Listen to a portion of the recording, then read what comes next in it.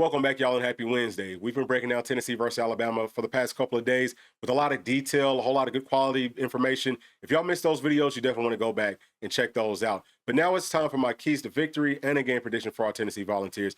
And later on tonight, we will be going live at 7:30 Eastern for the midweek chat. Ruck from Straight Up Tennessee, he's going to be joining us. He always brings excellent insight to our channel, but he also has his own channel where he has really good content. So whether you're a Tennessee fan, Alabama fan, or anybody else, you should go and check him out. But I'm looking forward to hearing what he has to say. And also, I'm looking forward to hearing from Timmy G and J-Pat, who should also be joining us.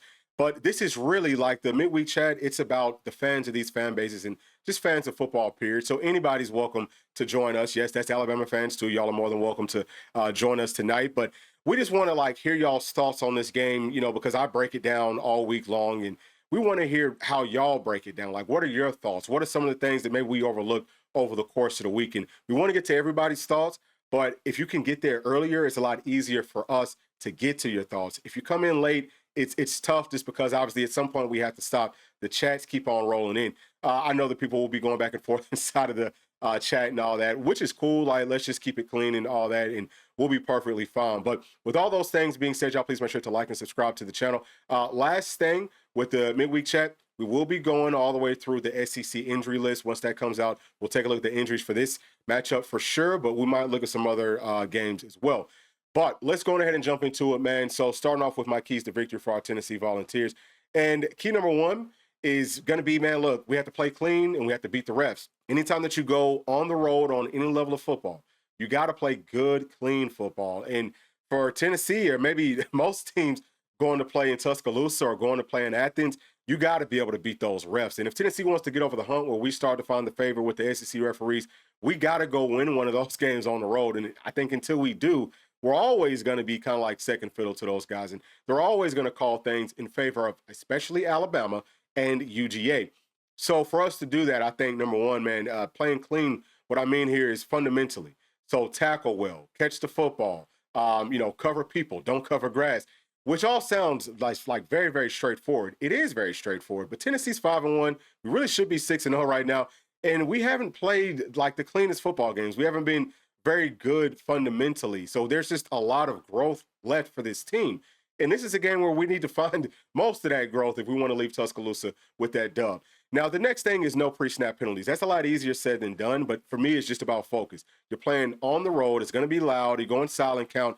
Especially the offensive line, which we'll see some skilled players sometimes false start. We definitely don't want them doing that. But I mean, listen, don't give them anything extra. We already know that we're at a disadvantage with the penalties. Like, they're going to call a lot more on Tennessee than they call on Alabama. That's just the way that it goes. We got to be able to overcome it, which is my third point here. We have to be able to win anyway, period. Like, if you're a wide receiver, you're running the route, you're going to get held, you're going to get interfered with. Dog, they ain't calling that stuff. Like, you got to go make the catch anyway. If you're rushing the pass, if you're playing defense, you're trying to get to a run fit, and make a stop.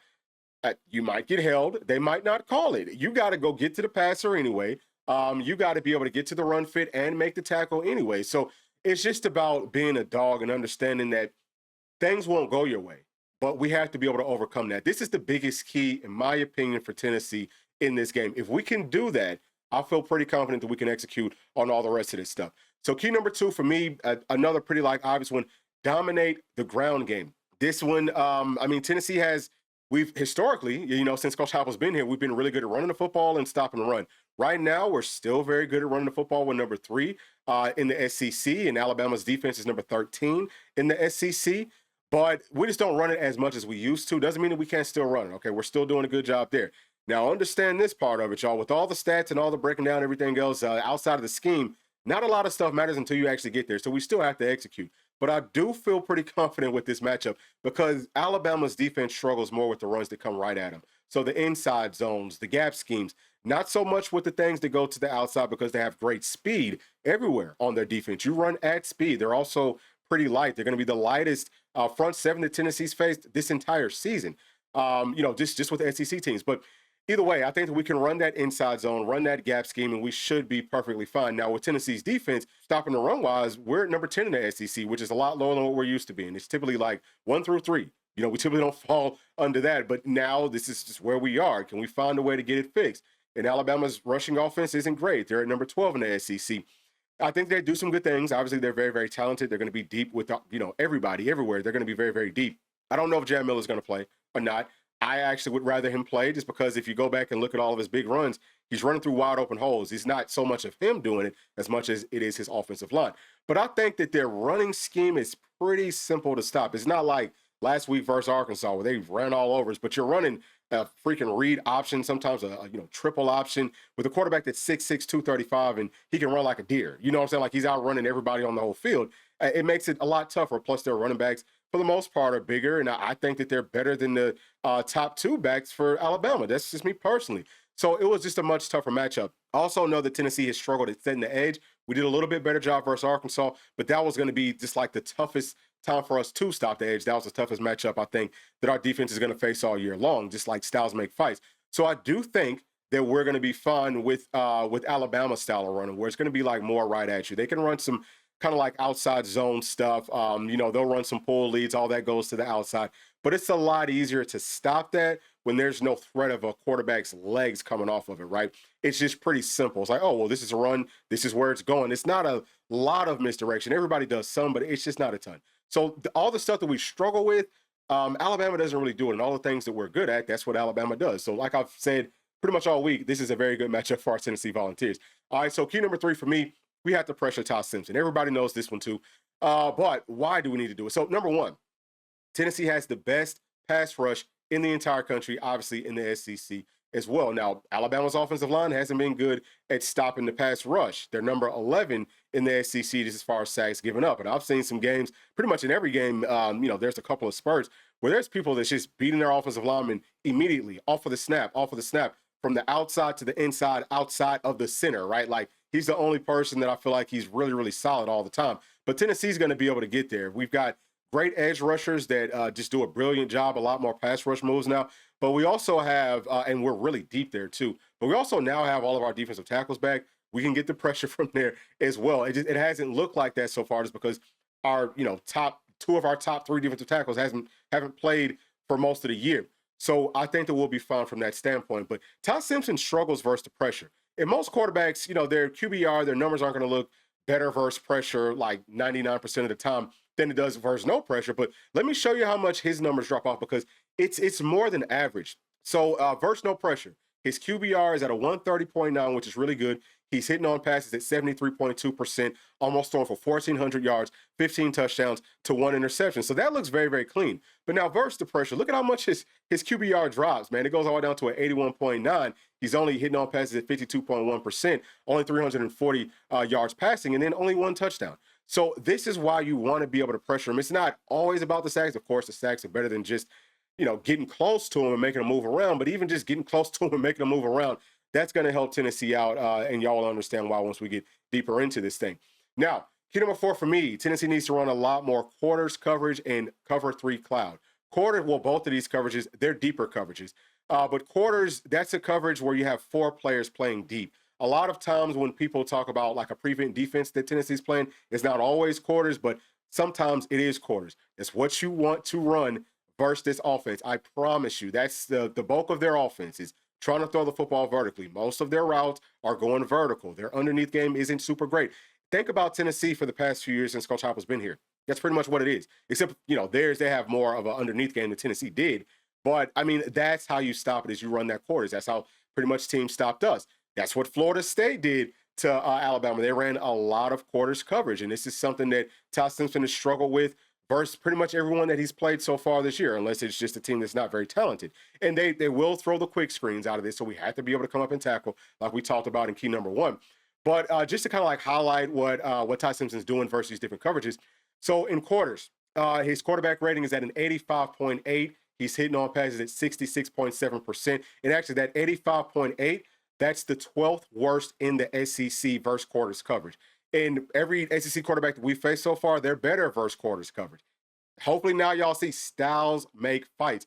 But also, he's thrown for 284 yards with 0 touchdowns, also 0 interceptions. But the 0 touchdowns, that's the kicker. And he's faced quarters coverage a lot. It's not like he's rarely ever seen it.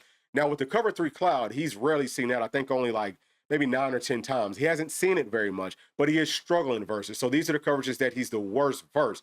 And cover three cloud, that's my favorite coverage personally. I'm not going to break down exactly how that looks, but y'all can go, on Google and take a look at it. To me, it stops almost everything. But his quarterback rating is at a 74.6. He's hitting on passes at 60%, only 27 yards. Again, 0 touchdowns. That's the main goal. You can call it bend but don't break, whatever you want to call it. It's just about winning. At the end of the day, you got to give up something. I'd much rather give up the underneath stuff than let them throw the football over our heads, because if we let them do that, they will do it all day long. And also, let me go right back to this quarters coverage, because I want to touch on one more thing. Whenever they're trying to throw the football all the way down the field, again, think about Tennessee's offense last season. Trying to throw the football down the field, everything's covered up. The quarterback holds onto the ball longer. What's that mean? The pass rush has more time to get there. It all comes full circle. That is going to be critical in this game. I'm hoping that Tim Banks does it, because we've seen, I've gone and looked at the numbers a lot of different ways. Quarters coverage works versus this Alabama system. Now, key number 5 for us. This is for our offense. We have to take deep shots. So almost the polar opposite of what we just talked about for the Alabama offense. Again, things should be coming full circle. I think that we can operate down the field well. I think that if we do the right things, we'll limit them going down the field well. Now, as far as Alabama secondary, they're giving up a QBR, with passes of 20+ yards of 105.8. And that's not counting 5 drops. I just went through and looked at all of them. There were 5 drops. Some of them, I didn't even really look at the plays where it's like their second string or third string guys playing. But with their starters, 5 drops, like we already know, Georgia, they had 2 or 3 touchdown passes dropped. Guys are wide open. They're not good covering the passes down the field. But that quarterback rating that they're giving up versus passes of 20 yards or more, that's the second worst in the SEC. The only team that's worse than them on vertical passes with their defense is Vandy. They just played, and Vandy went down to Tuscaloosa. They almost won that game. So understand, man, the styles make the fights. Now, just as a point of reference, Tennessee's secondary or Tennessee's defense, period, with passes of 20+ yards, we're giving up a quarterback rating of 56.1. which, it's a lot better than what Alabama's doing, but we're at number 7 in the SEC. So on the top half of it, I know that some people might have overlooked it, but we're doing a good job, and they're really not. It's just about having the guts to throw the football down the field, which I don't know why more teams aren't doing it, but the teams that have done it have found success almost every single time if people hold on to the football. Now, key number 6 for me, we have to win third downs, and I've got, a few stats here. So, number 1, Tennessee's third down offense is ranked 19th in the country. Our third down defense is 69th in the country. For Alabama, their third down defense is number 72 in the country, and their third down offense is number 18. So those numbers are actually very, very similar for our offense and for our defenses. Very similar, like with the matchups for both sides of the football for both teams.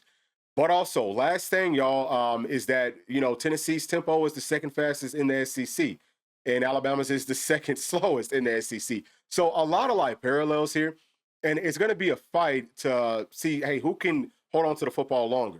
Obviously, you got to, be able to, hit your third downs, and then you have to be able to stop the other team from getting those third downs for that to happen. You want to keep your offense on the field as long as possible. It's going to be a very, very interesting matchup from that standpoint. Now, the final key, y'all, number 7. We talk about this every single week. The ball is gold. You've got to take good care of it. I know that Alabama's been really good at taking care of the football with their offense. Their defense does a good job of taking it from the other team's offenses. Tennessee, our offense hasn't done the best job of holding on to the football. But 4 of the 5 interceptions that Joey Aguilar's thrown has hit our pass catchers in the worst place possible, right in their hands, and then they just bounce it to the other team. So that's a huge part of it. That's why we said, man, you got to catch the damn football. That's just, it's inexcusable at this point. Catch the ball, at least bat it down. Don't tip it to the other team. But our defense is doing a great job with the turnovers and also scoring off of those turnovers. So, and then something else that I'll point out here very, very quickly. If we do get some turnovers in this game, the offense has to turn that into some points for the defense, man. It's been 2 or 3 times so far this year that we give the offense a short field, and they can't even punch it in. That's inexcusable, too. So, those are my keys to victory for our Tennessee Volunteers, man. And now, let's get to my game prediction. I like to do this with the stats just to paint a picture for everybody. So, for Tennessee, I have Joey Aguilar having a very, very good day. I've got him throwing the football 28 times, hitting on 20 of them. That's 71.4% for 320 yards. We don't put the touchdowns or the scores in here. We talk about that on Saturday. But I have him having a very, very good game for all the reasons that we pointed out over the course of this week.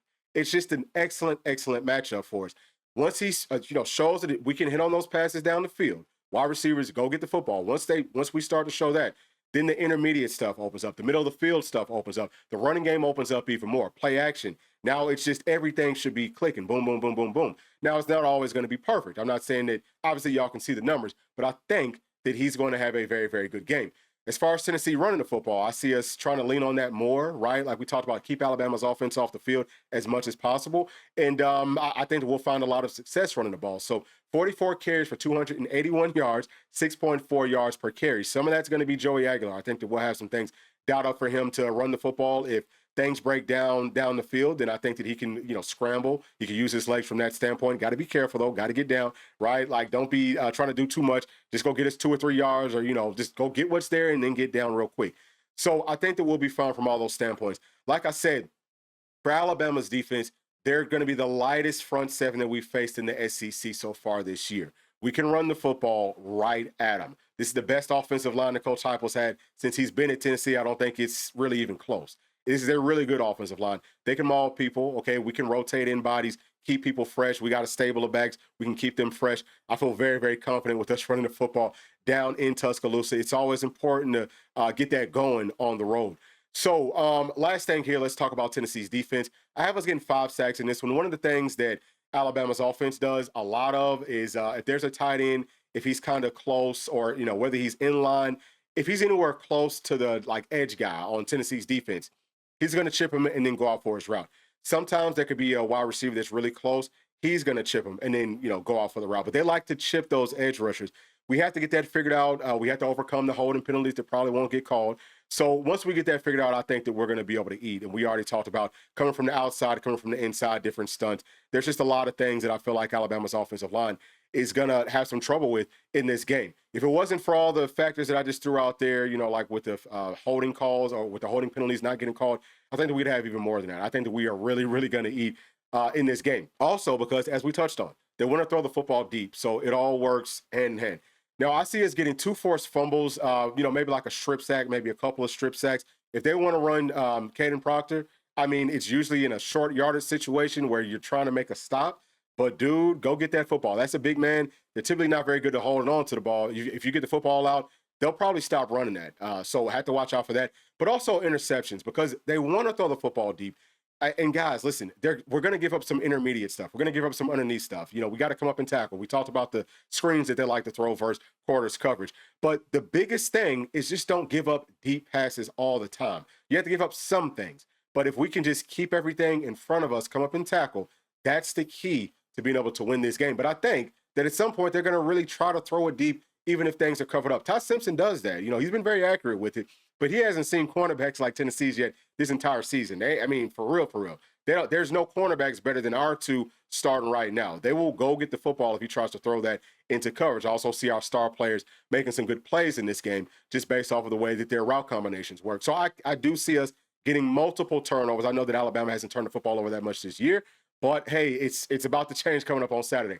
So as far as Alabama's offense, what I see, man, is Ty Simpson throwing the football 37 times, hitting on 25 of them. That's about 68%, kind of, in that ballpark for 255 yards. Like we said, if you take off the top, all he can do is a bunch of underneath stuff, and he can't put up that many yards, So that's what Tennessee needs to do. Will they do it? I don't know. But I think if they do it, then this is about how his stat line should look. Now, Alabama, they've done a much better job of sticking to their running game since the first game versus Florida State, where they were obviously trying to put up points. It could be a situation where if Tennessee does get up early, that Alabama just goes back to, hey, man, we're going to throw the football all the time. I think that that's going to really not work out in their favor, honestly speaking. But I have them carrying the football 39 times for 136 yards. That's 3.4 yards per carry. That's very close to their averages. So I think that we'll be fine. I think that Jeremiah Thielander, Ariana Carter, our safeties, just come down, make good, solid, fundamental tackles. You don't got to kill people. Just make the tackle. Get to your feet. Don't overthink. They don't do a lot of misdirection stuff. They will do some pre-snap movement. It's just not a whole lot of that. And that's what hurts us from getting from our run fit. So maybe they'll change something coming up on Saturday. Haven't seen a ton of any of that on film. But as far as their defense, y'all, I had them getting 1 sack, which the thing that's complicated or that can be complicated with their pass rush is with their blitz packages. The blitzes can come from anywhere. They have really good speed. If we know who to pick up, I think that we will be able to pick them up. So there's that.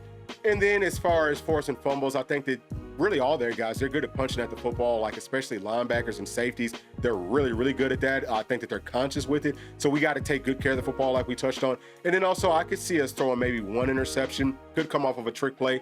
Could be coming off of somebody's hands. You know, Joey Aguilar throws it and hits somebody square in the hands and they pop it up again.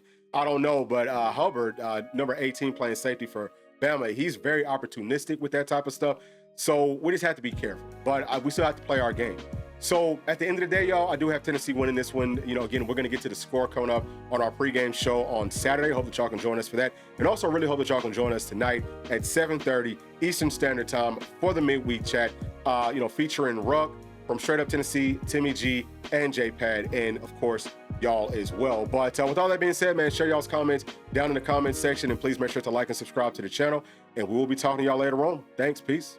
Thanks for watching, and please make sure to like and subscribe to the channel because that keeps us growing inside of the YouTube algorithm. And if you did like this video, here's another one that you might also enjoy. Thank you, thank you, thank you. We'll see you on the next one. Peace.